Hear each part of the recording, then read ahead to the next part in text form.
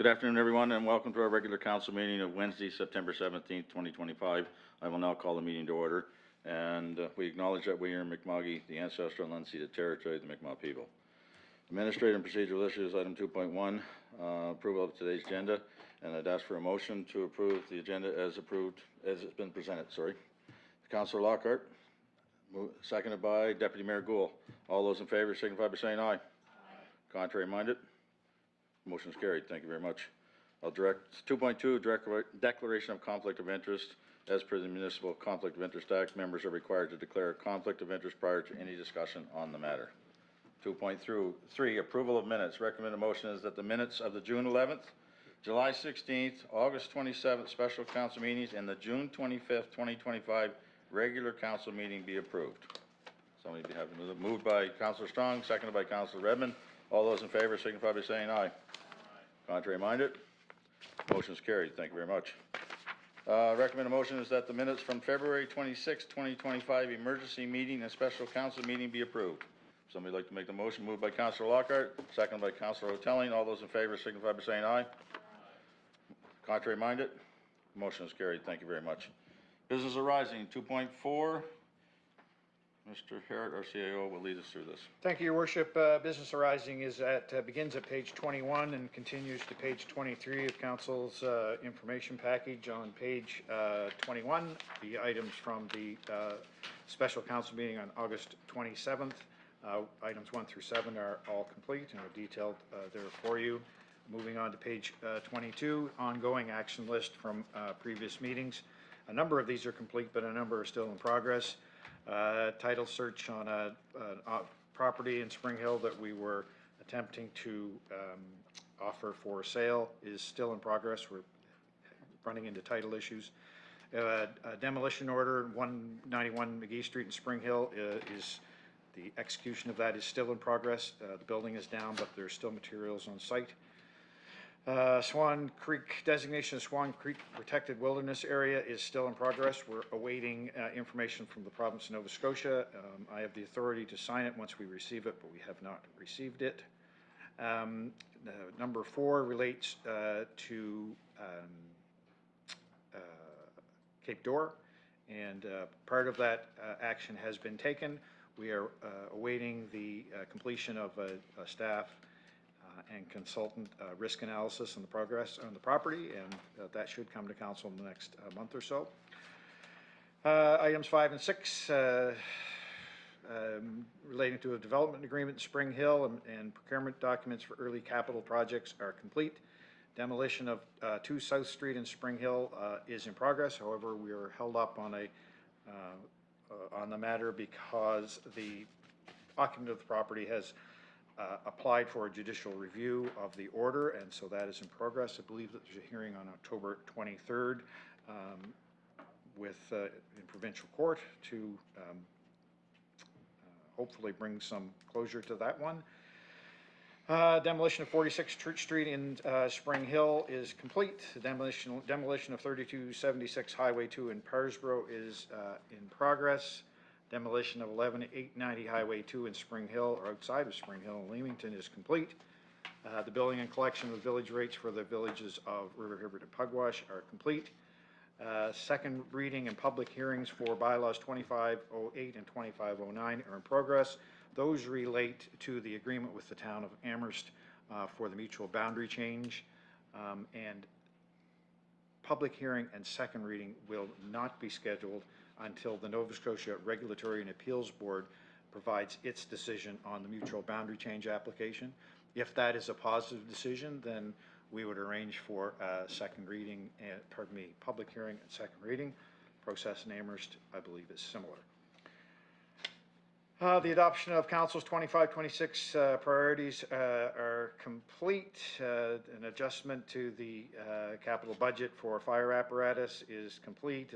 Purchase of a fire pumper tanker in the amount of almost $800,000 is complete.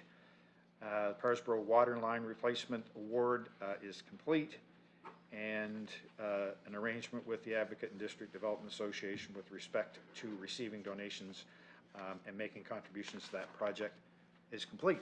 So just a few items, Your Worship, but I'm happy to try to answer any questions that anybody might have. Thank you very much, Mr. Harret. Does anyone have any questions on that report? Seeing none, we'll move along. Thank you. 2.5, public hearings. We have a public hearing scheduled for today. And before I call the public hearing to order, I will advise you that the public hearing is being held according to the provisions of the Municipal Government Act, and that the purpose of the public hearing is to provide the public with the opportunity to express their views on certain proposals prior to council making a final decision. I will also point out that if there's anyone here from the public that wishes to speak, you are only permitted to speak once, and your speaking part is limited to 5 minutes, and Mr. Harret will be running the timer for that. If there are any points of clarification required from the chair, that will come from me and no one else. And I will now call the public hearing to order, and turn it over to Mr. Broom. Go ahead.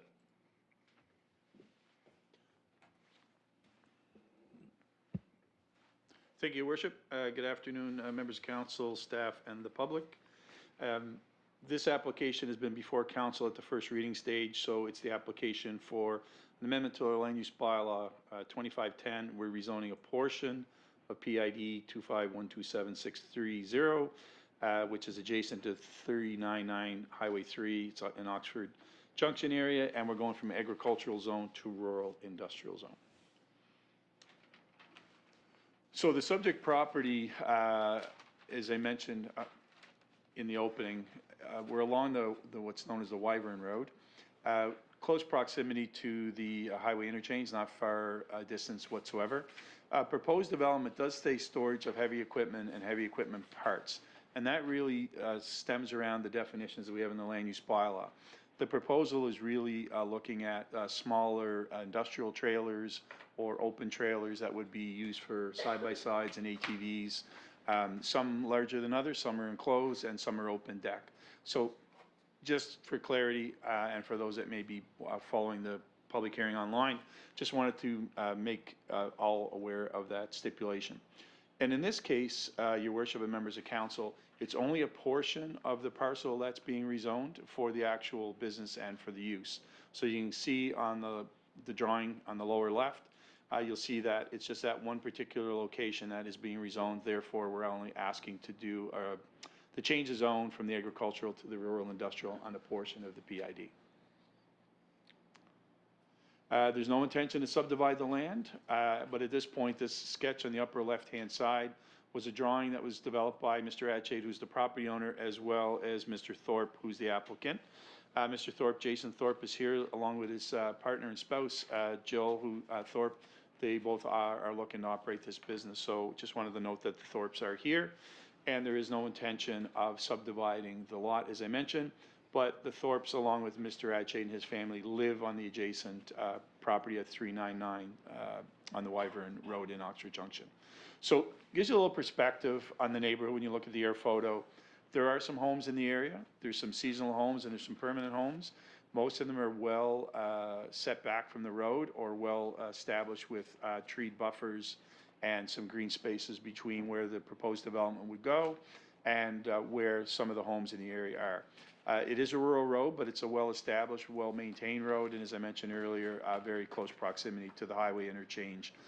So folks that may be coming to this site in the future to do a purchase would not be traveling through many large neighborhoods. It's a very rural road, very rural neighborhoods, and for the most part, the homes, as I mentioned, are set back from the road. So we always like to show on the map the areas that we're rezoning. The specifics of this will be reflected in the land use bylaw maps if the amendment is approved by council. So for just a little bit more of clarity, when you look at the area, the majority of the area is zoned agricultural, even though there's a lot of residential properties in the area that aren't large parcels and aren't currently being farmed. But you can see the parcel in question is fronting on the main road, and the rezoning would be just for that portion as mentioned earlier. So a few photos from the area. Some fencing has been established and already on site. But we took some photos from the area just so you can see kind of the character of the neighborhood. It is a rural road. It's well maintained. The existing entrance where that fencing was in place. It's been improved, and there will be additional improvements that will happen should the application be improved or approved by council at the second reading consideration in the future. So again, just wanted folks to see the location. Both myself and our planner, Kira, were on site. We've had several conversations with Mr. Thorpe on the development and how it would operate and how it would proceed if approved. So again, just for those that wouldn't have necessarily been to the site, want to just give you a little bit of a background visually through those photos. So always like to go through some implications here. Firstly, from financial perspective, no direct financial implications or costs to the municipality. However, the rezoned parcel will be reassessed to commercial, which will eventually result in higher property tax revenue. So that's a process that PVSC will undertake, but just like to note that to council and the members of the public. From an environmental implications or perspective, at this point, there's no plan to have an office on the site, so therefore no requirement for washrooms, no public washrooms required. If in the future there's an intent to have an office on site, that will go through a different process through the building and permitting process, which would require an on-site sewage disposal system. So the operator and the owner would have to go through the process with Nova Scotia Environment, of course, to get those approvals put in place. So the land that's being rezoned is large enough that it could permit an on-site sewage disposal system if it was required. So there would be no need to do additional rezonings or expand the rezoned area if the consideration for an office with a washroom was needed in the future.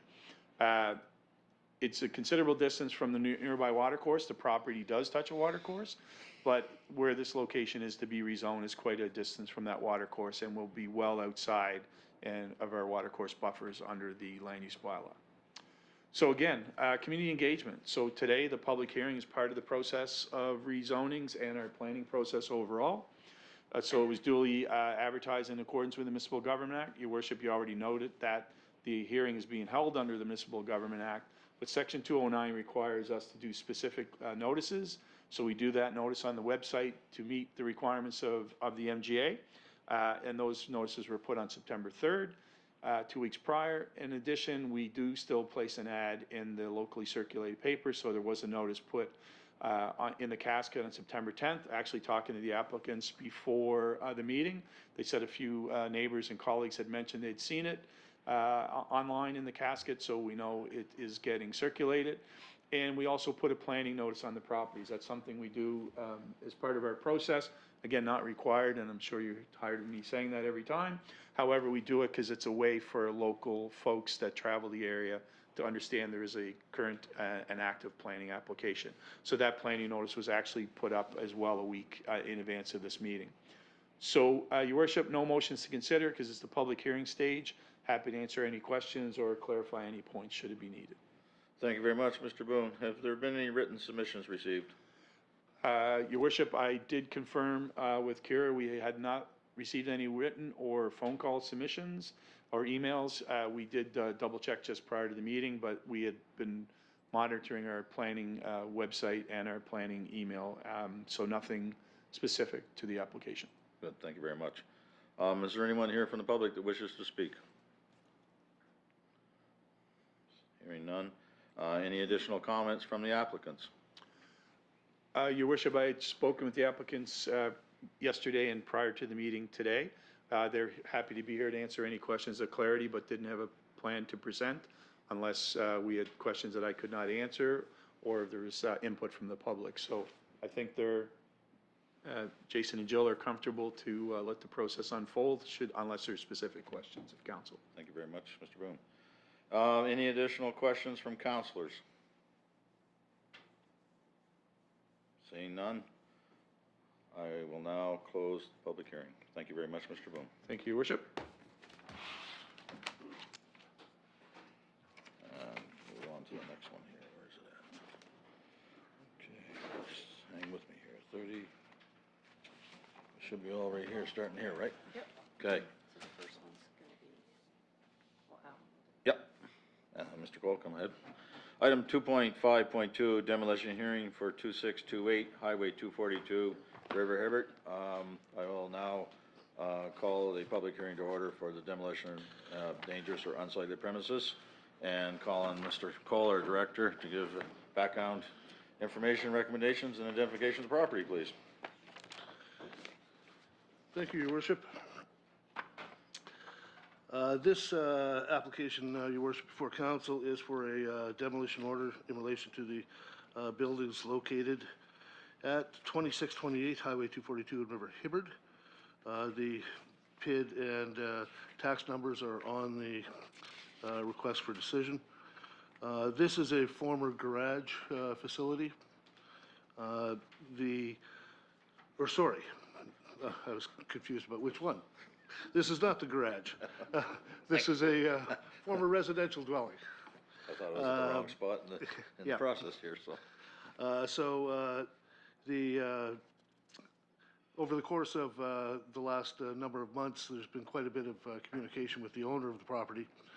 And this was originally set for demolition hearing in the spring and adjourned on the basis of an agreement that the property would be remediated over the course of the summer. None of that work was completed, and so it was reset for hearing today. The owner of the property has consented to the application for the demolition order, and there are photographs of the dwelling attached. It is essentially beyond repair unless it was completely torn down and built up from the start. The notice of hearing was posted on the property on September 9, but as I say, the owner of the property has consented to the demolition. Okay, good. Thank you very much, Mr. Cole. Are there any members of the public here who wish to speak on this matter? And I'm assuming the property owner is not here at this point in time? No, Your Worship. And do you have any final comments for us, Mr. Cole? No, Your Worship. Council, any questions from council? Seeing none, I'll now close the hearing. The recommended motion is that council issue a demolition order for the building located at 2628 Highway 242, River Everett, Nova Scotia, PID 2505-6805, and the assessment account number is 031-29438. If somebody'd like to make that motion, please. Moved by Councillor McCormick, seconded by Councillor Lockhart. All those in favor of the motion signify by saying aye. Aye. Contrary minded? Motion is carried. Thank you very much. 2.5.3, just a minute, Mr. Cole, until I catch up with you here. Get some of this out of the way.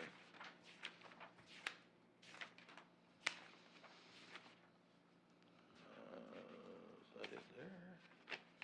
Yes, there we go. Okay, we're caught up again. So, this one is a demolition hearing for 1703 Highway 242 River Hibbert. I will now call the public hearing to order under the demolition of dangerous or unsightly premises, and call on Director Cole to give us some, identify the property, give us some background information and recommendations. Mr. Cole, go ahead. Thank you, Your Worship. This is the one I started to speak on previously, 1703 Highway 242 in River Hibbert. It was a former garage operation. The current owner, Mr. Burke, is consenting to the demolition order sought today. The PID and tax numbers are on the RFD. The building is unkept at the moment, and the front of the building is collapsing into the ground. The building is, the notice of the hearing was posted on the property on September 9th. A number of telephone communications with the owner occurred after that, and as I say, he's now consenting. The only stipulation that Mr. Burke has requested is that the garage is full of old tools and materials. He'd like some time to get those materials out. I told him that we'd check in with him in a couple of weeks to see how his progress was going. But in the meantime, what we're seeking is that the order be granted, and then we'll follow up as need be. Thank you very much, Mr. Cole. Is there anyone from the public here that wishes to speak to this? Seeing none. Property owner clearly is not here. No. And any final comments? No, Your Worship. Council, any questions?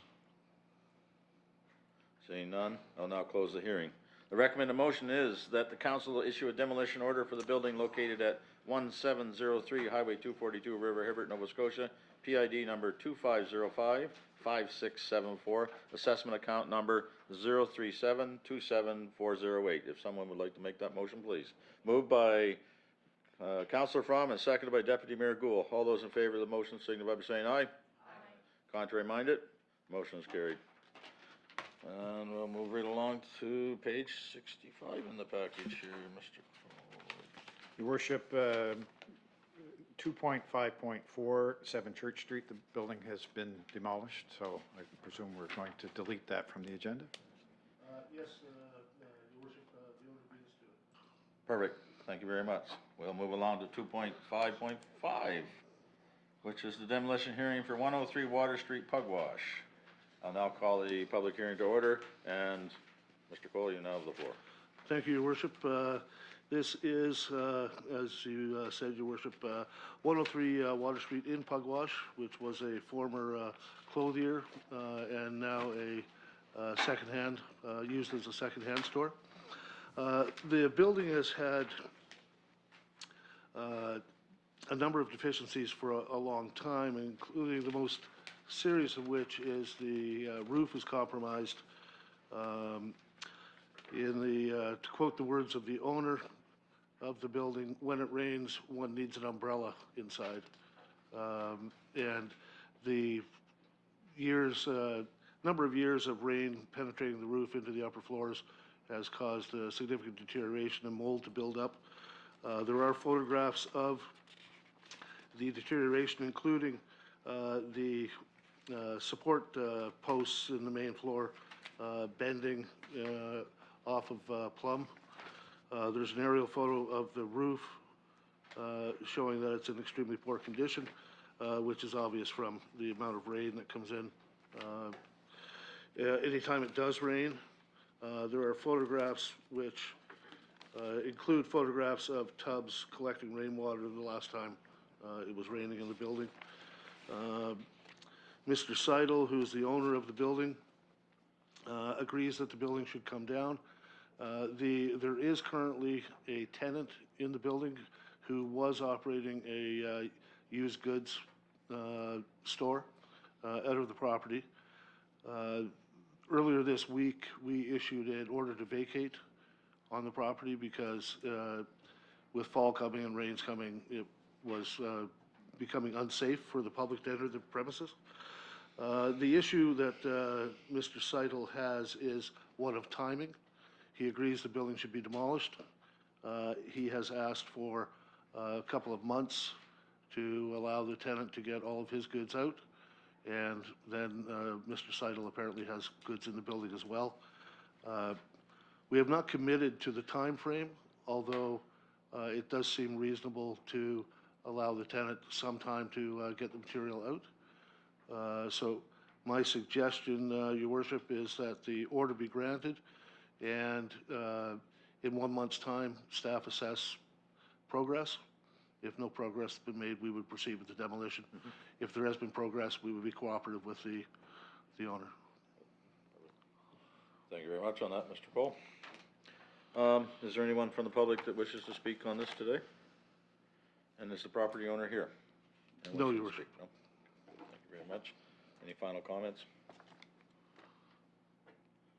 Any final comments, Mr. Cole? No, Your Worship. Council, any questions or comments? Seeing none, I'll now close the hearing. The direction is that council issue a demolition order for the building where did that go? There it is. Sorry, I got up one. Hang on a minute, folks. Council issue a demolition order for the building located at 103 Water Street, Pugwash, PID 2515-7157, assessment account number 017-14864. Somebody like to make that motion? Moved by Councilor Telling, seconded by Councilor Strong. All those in favor of the motion signify by saying aye. Aye. Contrary minded? The motion is carried. 2.5.6, demolition hearing for 2441 North Wallace Road, North Wallace. I'll now call the public hearing to order, and Mr. Cole, you can have the floor on this. Thank you, Your Worship. This is a residential unit on North Wallace Road in North Wallace. The PID and tax numbers are on the RFD. The complaint on this property goes back a couple of years, and there has been in the past numerous communications with the owner of the property regarding remediating the property, fixing it up, securing it from the elements, fixing up the yard and whatnot. Nothing has been done. In the council's package is a couple of letters to the owner, the most recent being June 23rd from myself to the owner, notifying the owner that the property would be put before council for demolition order at the next convenient spot. Copy of the property online search showing the names and addresses of the owners is also attached, as are the notes of staff's communication with the owner, including the notes of promises to remediate the property. Haven't heard from the owner since March of this year, Your Worship. There are a number of photographs attached which clearly show the deterioration of the structure. It is the request of staff that council issue a demolition order in relation to the property. The notice of hearing was mailed to the owners at the property online address, and the notice of hearing was posted on the property on September 9th. Thank you very much, Mr. Cole. Are there any members of the public here that wish to speak on this? Seeing none.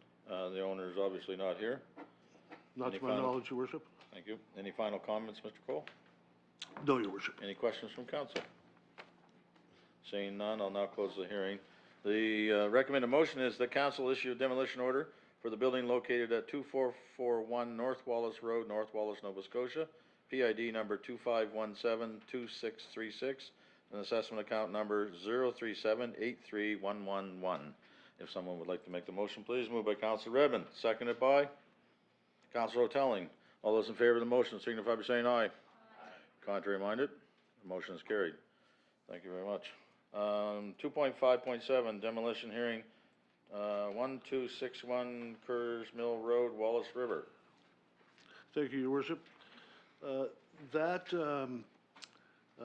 residence was reported to us by the RCMP as a hazardous site. The owner... One second, Mr. Cole. I will now call the hearing to order. Go ahead. Sorry, Your Worship. I didn't mean to jump the gun. That complaint came in to staff through information from the RCMP that the residence was a biohazard, that there should be no entry into the premises. Since that time, the owner is incapacitated, but in discussions with the daughter of the owner, she has a remediation plan for the property.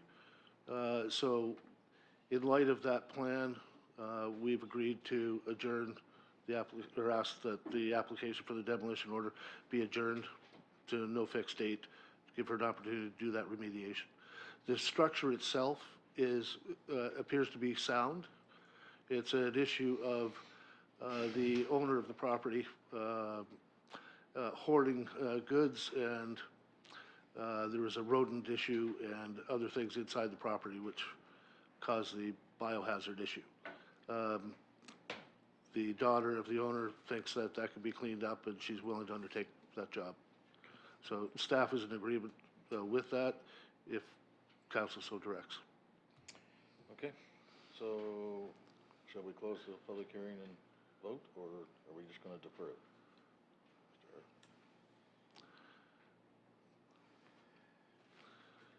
At our time back, we probably would have, if we had our time back, we probably would have deferred it before the presentation, but we don't. So I'm going to say that staff's recommendation and request is that the motion not be considered at this point. You're withdrawing your recommendation. That would work. I think there is provision in the Municipal Government Act for an adjournment, but... So close the public hearing. Close the public hearing. So now I'll close the public hearing. Public hearing is now closed. You can now speak to the motion that is in the package. Would be to. So I would suggest, your worship, respectfully, that there's, at this point in time, there is no need for a council motion on the issue. There is no demolition order being pursued at this point in time, given what's gone on in the last few days that Mr. Cole has just described. So if that condition changes, the council would expect to have an updated presentation from Mr. Cole and would consider it at a future date. Awesome, thank you very much. That's where we'll leave it then. Thank you. Thank you, Mr. Cole. Thank you, Your Worship. Okay. 3, strategic and priority issues, there are none for today. For major organizational items, there are none for today. Organizational policy and bylaw items, 5.1. Second reading of the bylaw to amend the land use bylaw 25-07 to rezone multiple PIDs along the Wyvern Road and Wentworth Collingwood Road. Director Boone, you now have the floor. Thank you, Your Worship. Just allow me a moment to get logged in here, and we'll be all good to go.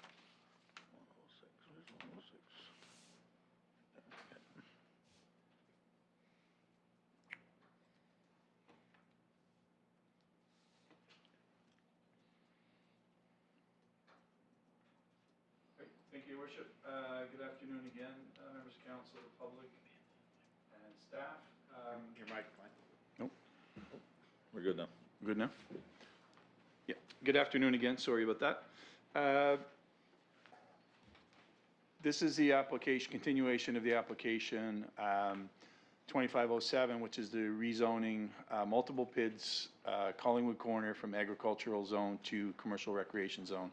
This is the application by the Bragg Lumber Company and the Bragg Group to develop a golf course resort, as well as potential and additional housing development as part of that overall development.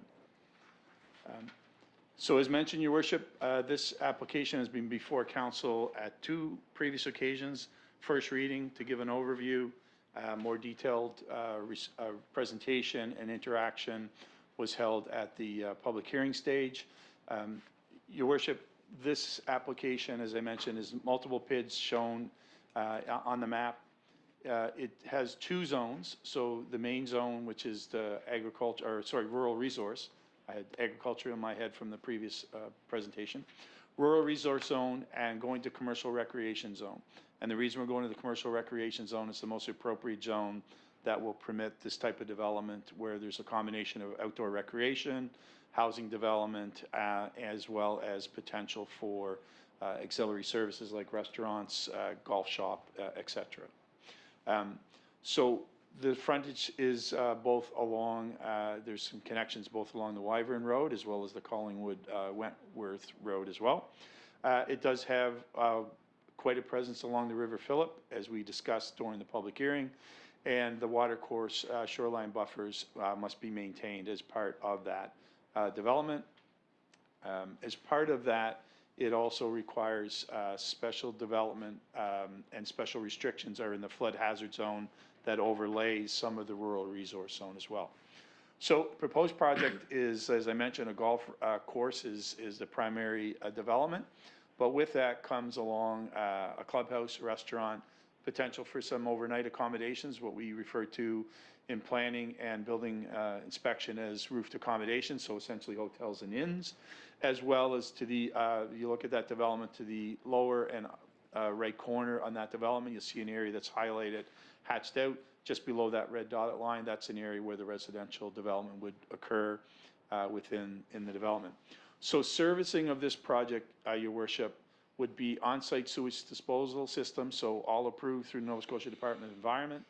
There is some conversations around a private centralized sewer system and water system. Again, if that's the way it proceeds at the later stage, should council endorse this rezoning, those details would be submitted and would have to be approved by the Nova Scotia Department of Environment, similar as they would do with any centralized, whether private or public, sewer and water systems. Proposed system, again, is subject to Nova Scotia Environment approval, no matter which approach is taken. At this point, it's looking at, as I mentioned at the public hearing, that they would look at doing on-site systems. And as you may be aware, we have talked about cluster systems before, previous meetings, which means more than one residential property could be on a shared septic system. And that design, again, is required approval, Nova Scotia Department of Environment. And that type of system would have to be designed by what we call a QP2, so a level 2 qualified professional, in most cases tends to be an engineer. So the road system within this would be private roads. I know I detailed this a lot more in the public hearing, but just as information, roads would be constructed and maintained by the owner. The road designs and construction are subject to municipal approval, because we do have standards even for private roads within private developed subdivision. And any river crossings that would involve the road, main road into the development, or any potential golf cart bridges, all must be approved by Nova Scotia Department of Environment, as well as there's some implications that there would be input from federal fisheries, because any fish habitat is still overseen by the federal department as well. So the uses, as I mentioned, they're there in some brief detail. The golf course, the residential building lots. In the future, there's some discussion about potential for RV parking sites. That hasn't been confirmed, but it is an opportunity that they've spoken to, and we want to be very upfront with council, and we were with the public as well during the public hearing session. Restaurant, pro shop, fixed roof or the inn or hotel accommodations, and they are developing a number of hiking and Nordic ski trails within the development proposal. So it's obvious there's been ongoing work shaping and changing the landscape. That's not necessarily required as part of our zoning process. Development of any of the operations, the golf course, the homes, or the clubhouse and the restaurants requires this zoning to be in place and approved before any of that could proceed at the development or building permit stages. So Kira and I both visited the site back in July.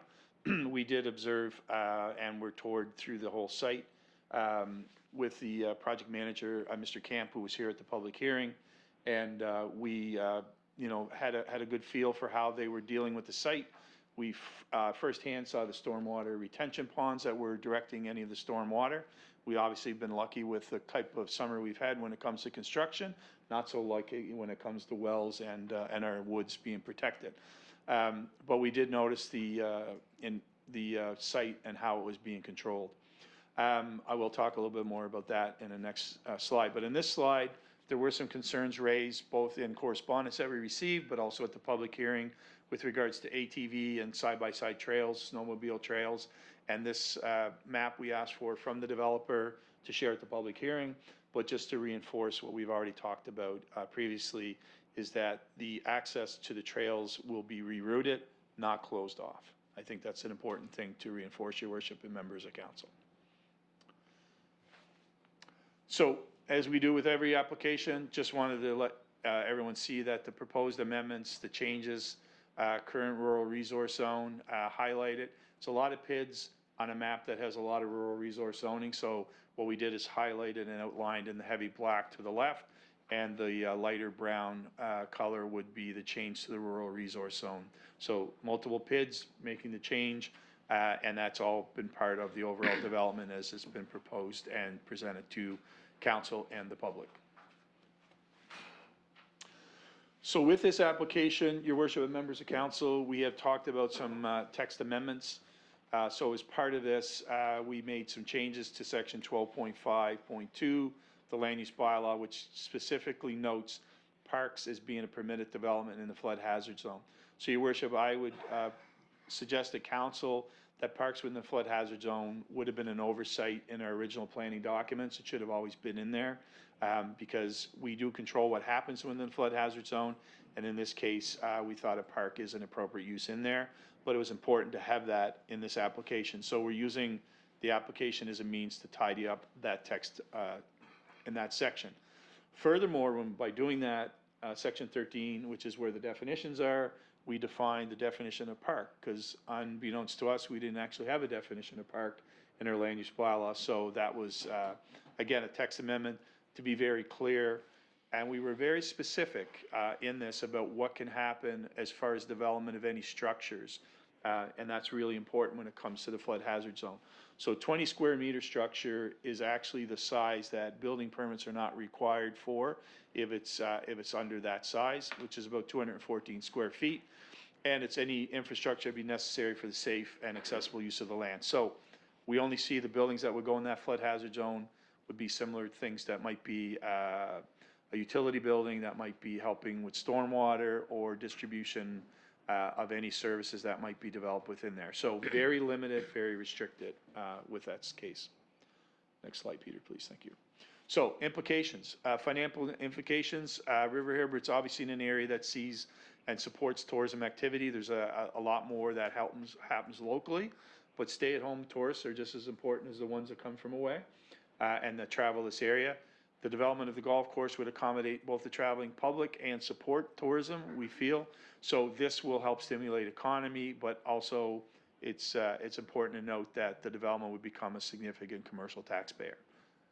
So balancing the financial implications and the positives with economic development, we have to make sure that we're looking at the environmental implications. So in this case, Your Worship, members of council, and to the public, it's all of those things that I mentioned earlier that we have to make sure that any requirements for on-site sewage disposal, whether it's done through individual on-site systems, through cluster systems or packaging systems, or an approved private sewage system, it all has to filter, through the Nova Scotia Environment Department, and they would be required to give those approvals at the development and permitting stage.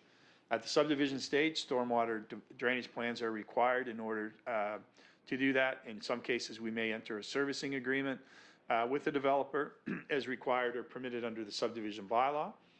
And this ensures, that flooding issues that are anticipated, because we're in a flood hazard zone, or part of the development, I should say, is in a flood hazard zone, that we ensure that stormwater is controlled on site and not sent directly to the river.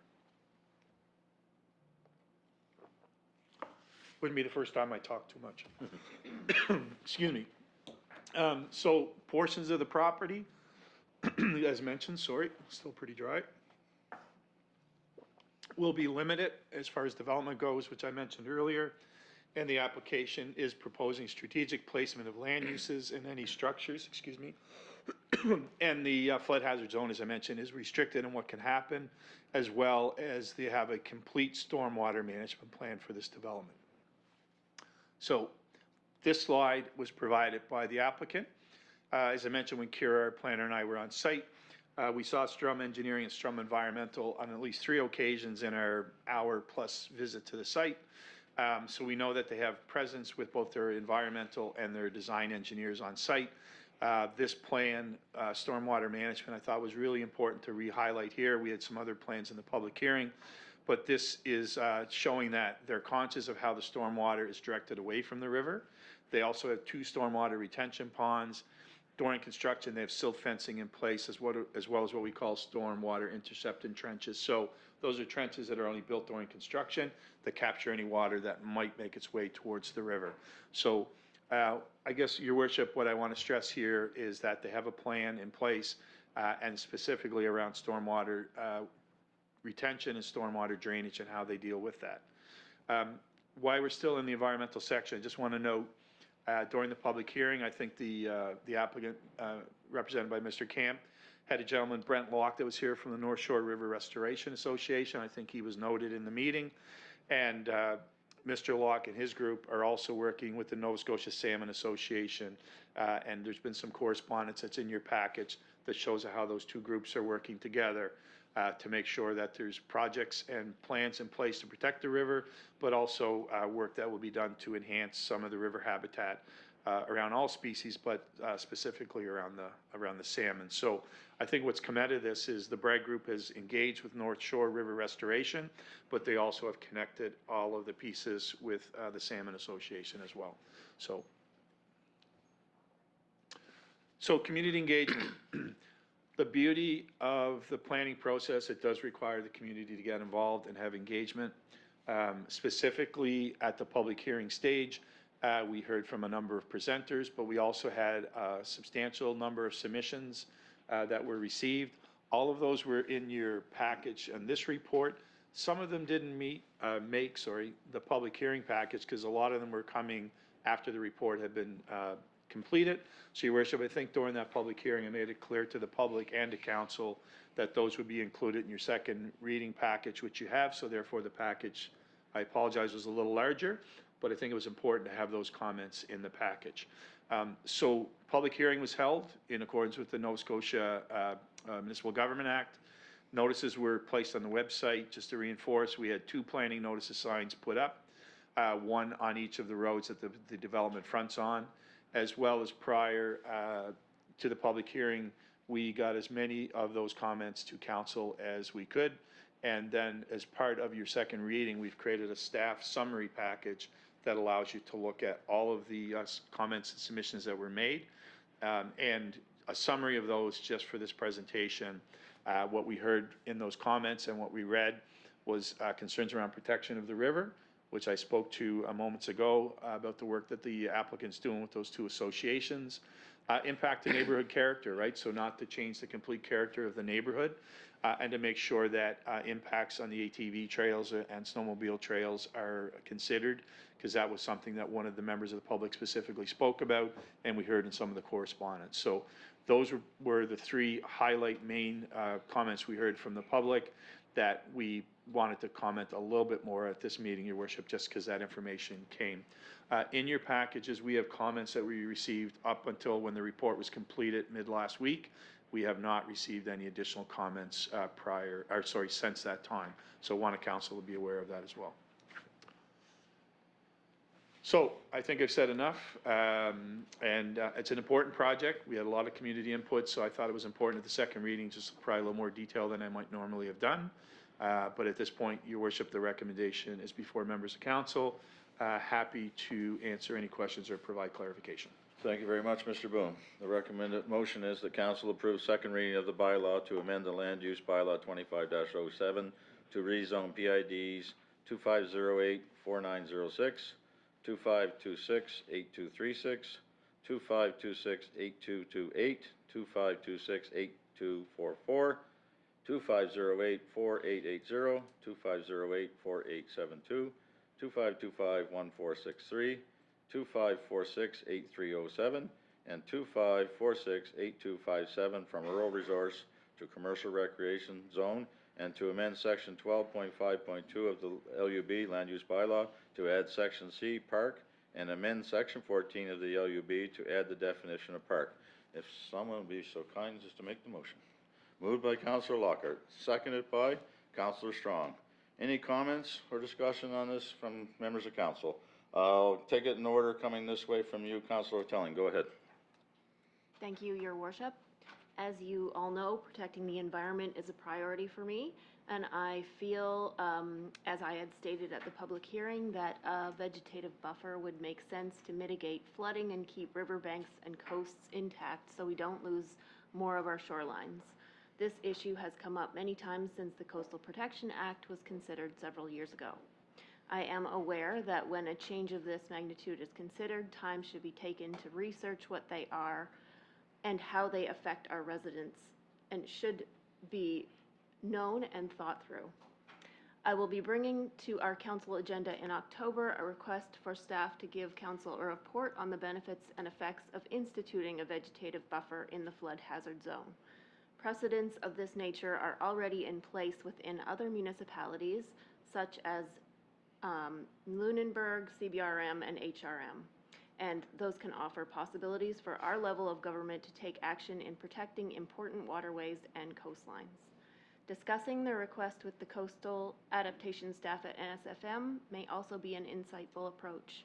I am sharing this currently as a comment, and I would like to just keep it as a comment to give council time to consider my request for October. This current project has received multiple letters with concern, and I believe we need to listen to residents and make changes for the future that provide safety and assurance to those who took the time to share their opinions. Thank you. Thank you very much, Councillor Telling. Mr. Boone? Thank you, Worship. I have started some preliminary work respecting the comments that Councillor Hotelling made at the public hearing. So I'll wait for direction from council in that matter.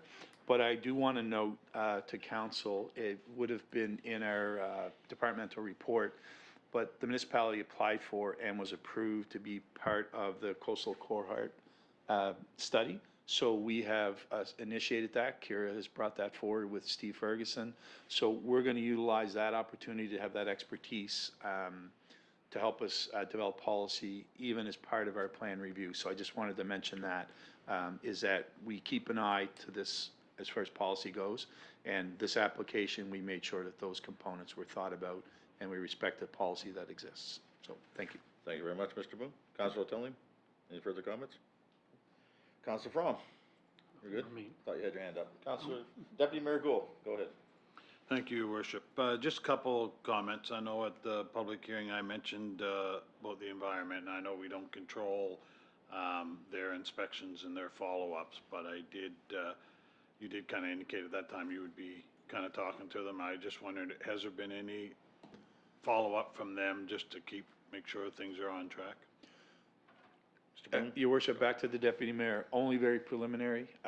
We are keeping in contact with the North Shore River Restoration Group because they're going to really lead the projects that will do a lot of the, I guess, the monitoring. So I think there's been kind of a, I wouldn't say that the departments have moved away from monitoring, but I think they're going to work with North Shore Restoration as well as Salmon Association to make sure that the elements of river protection are in place. What I will commit to, Your Worship, back to the Deputy Mayor and Council, is additional follow-up, both with environment, which we have done, but more importantly with federal fisheries, because we haven't had a lot of connection with them. We just know that they're involved. Yeah. No, I appreciate that. And one more question, if Go I ahead, may. Deputy Mayor. Just the trail, the rerouting of the trail, is the area that's being rerouted, the old area, is that, I'm assuming that's all on Bragg land? Your Worship, back to the Deputy Mayor, my understanding is that is correct. The one thing when it goes to where those trails will be established, usually the trails associations work directly with the landowners and they get documents executed. It's not something that we lead, but it's my understanding is the rerouting is on lands that the Bragg Group and Bragg Lumber specifically control. So that's why they've been able to offer that rerouting. So it's some trails that exist. It's just about directing people one way versus another. So that is my understanding, Your Worship, to the Deputy Mayor. Okay, thank you very much. Good, Deputy Mayor. Councilor Lockhart. I actually had an opportunity to tour the facility with Mr. Kemp a couple weeks ago. It was almost 4 hours we were out there, and I just want to say the environment and what I was shown is very foremost in their thoughts. Protecting the river, they want to make the river the showcase of this resort. A very positive experience I had on this visit. The economic impact to this area is tremendous. You know, he when I asked about how many jobs, you know, just said minimum probably 100, minimum. The tax base, the tourism, there's, you know, everything is very positive. The rerouting, he's actually showed me where they're going to put the reroute the trails. It's all on their land, and I think they're really, really trying to work with everybody they can to make this positive in Collingwood. So I just wanted to say that's why I was very honored to make that to move the motion today, and we'll be supporting this 100%. Thank you. Thank you very much, Councilor Lockhart. Anyone else have anything to say? Seeing no more further comments from council, I'll call for the vote. All those in favor of the motion signify by saying aye. Aye. Contrary minded? Hearing none, the motion is carried. Thank you very much, Mr. Boone. 5.2, Pole Banner Policy 25-04. Director Ali McCormick is going to lead us on this one.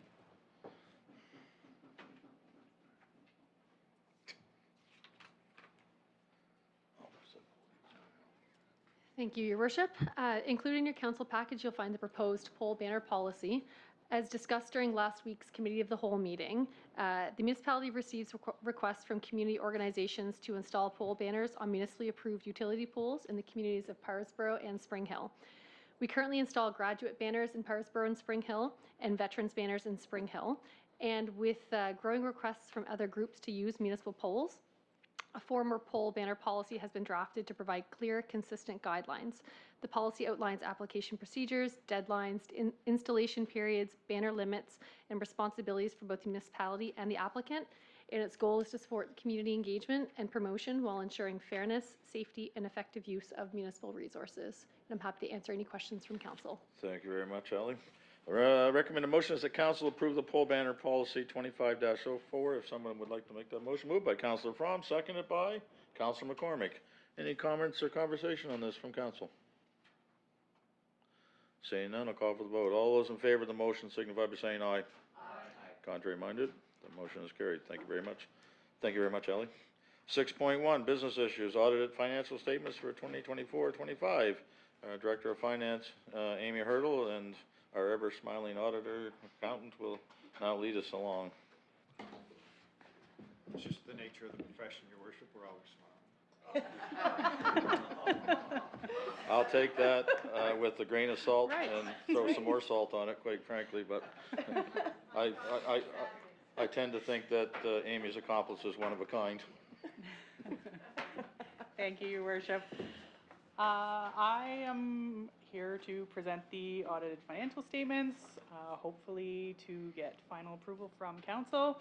I'm going to do a brief overall summary of the results for the municipality in 24-25 from the non-consolidated statements, which were reviewed with the audit committee last week.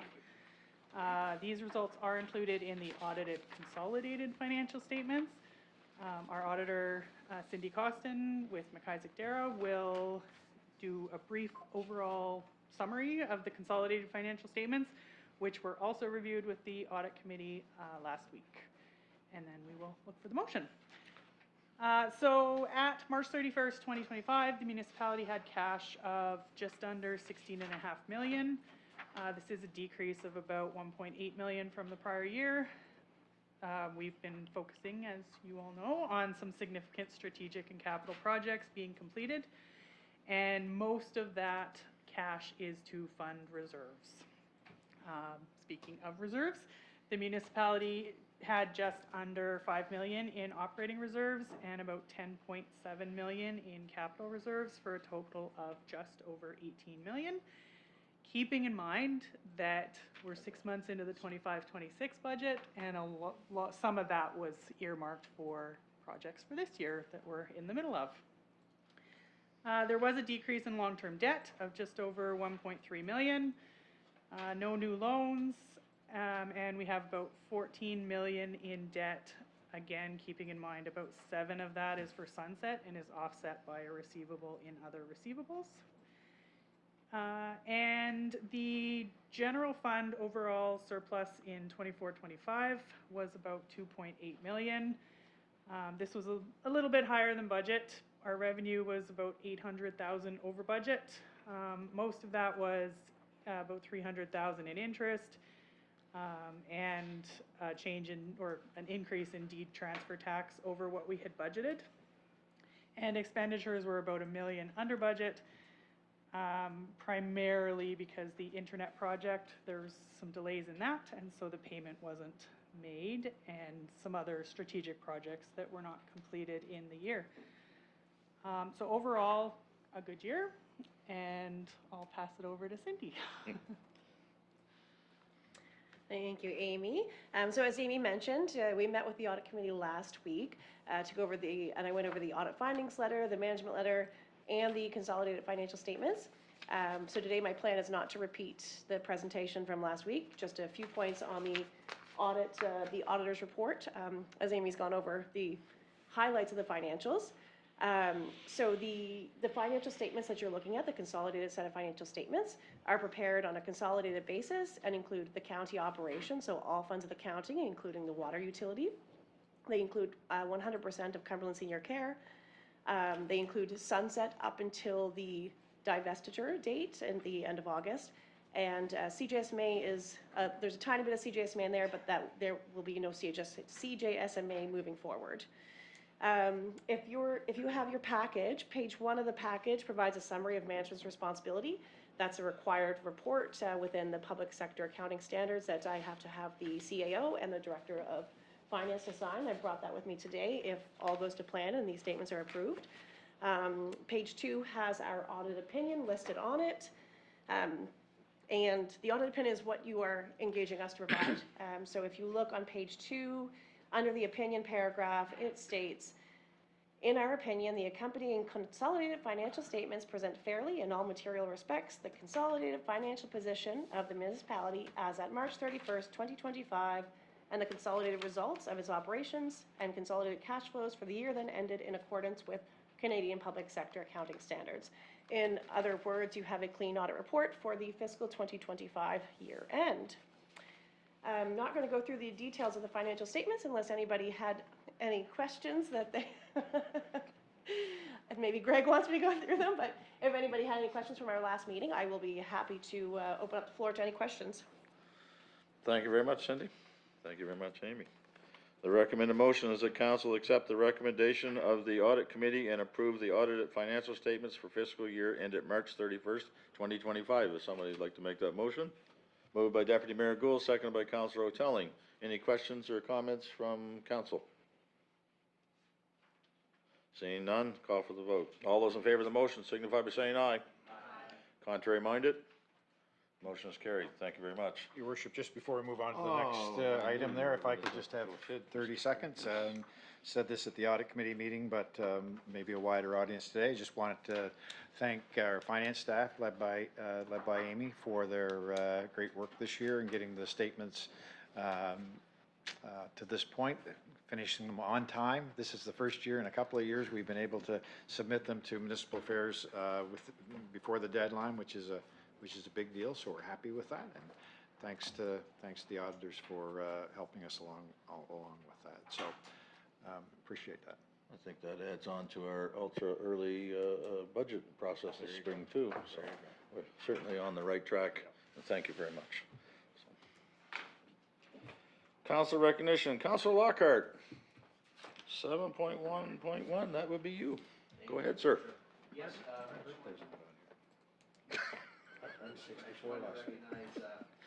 Harold Fraser at Spring Hill on his 83rd birthday. I was up to visit him, had a great chat, and a great friend of mine, Floyd Amiro, 98.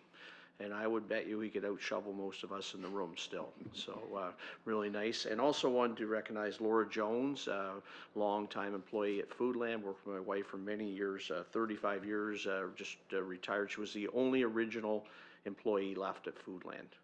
And also, I just wanted to thank all the firefighters across Nova Scotia for all their hard work this summer with keeping us safe with all the wildfires. I was in the valley last week, and it's still a lot of evacuees and still a lot of chaos going down there. So, anyway, thank you very much. Thank you very much, Councillor Lockhart. I'd like to add to your report and note that a very honorable and prestigious member of the people that live on Harriet Road had a birthday this past week, and I'd like to say happy birthday to our CAO one more time. The celebration apparently continues for another day.